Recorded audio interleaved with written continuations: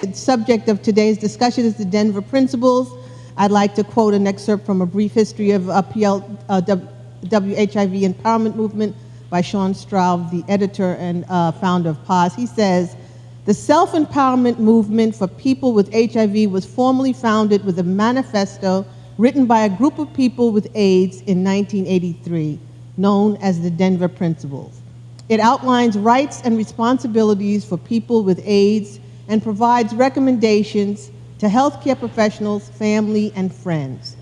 It was later referenced in the World Health Organization's 1986 Ottawa Chapter for Health Promotion, the 1994 UNAIDS Paris Declaration, signed by 42 countries, which outlined the greater involvement of people with AIDS principle, and a 2008 Mexico Manifesto.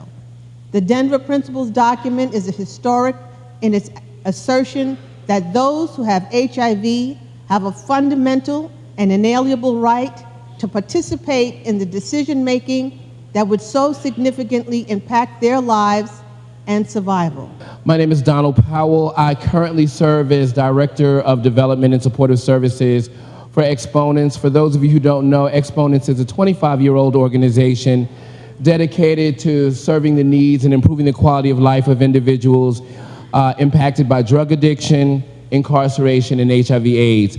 And oftentimes, particularly in communities of color, one of the things that we realize is that those issues are oftentimes interwoven.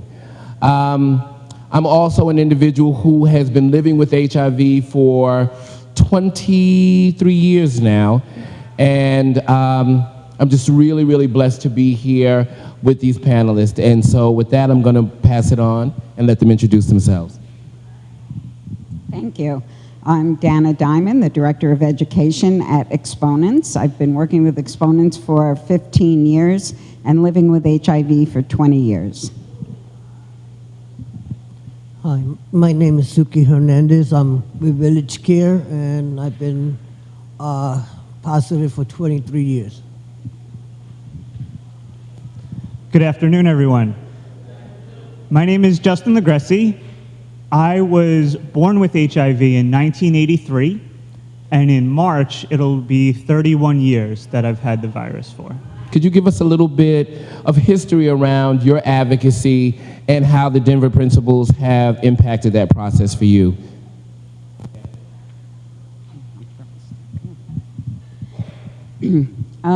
Well, actually, it started with the very program that I now have the pleasure of being a part of and working with, the ARRIVE program. I took the ARRIVE program in 1997 and began as a peer over the next year, I'd say, until I got hired full-time in 1998. And since then, I've had various positions within the organization at Exponents that afforded me the opportunity to really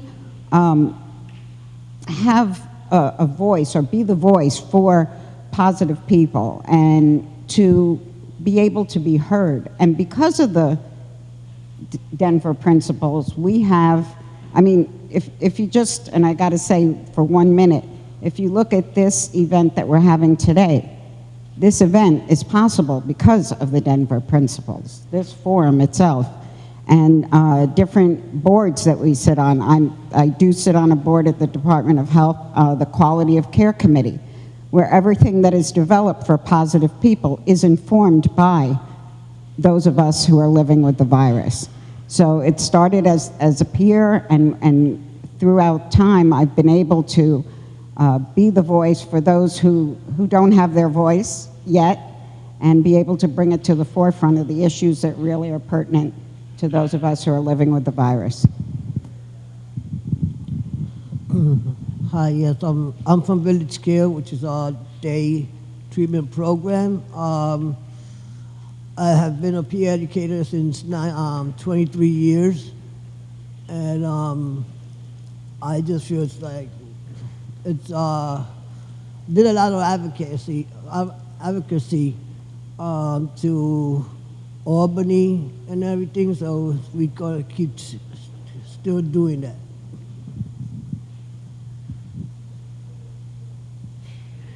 For those of you who don't know, I did not go public right away. I was diagnosed in '94, and I went public in '98 after really witnessing the stigma, the ignorance, the discrimination that had surrounded HIV and AIDS.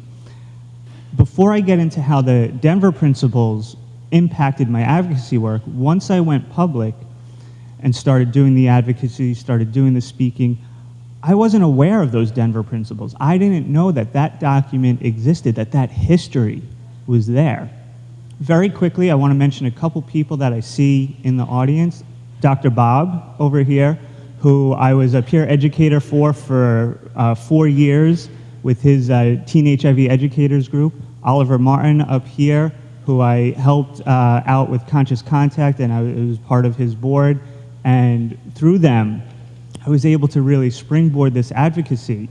Once I made it to where I am with the Leadership Training Institute, I was made aware of these Denver principles and how important of a document they were. And it really affected the way I did my own advocacy.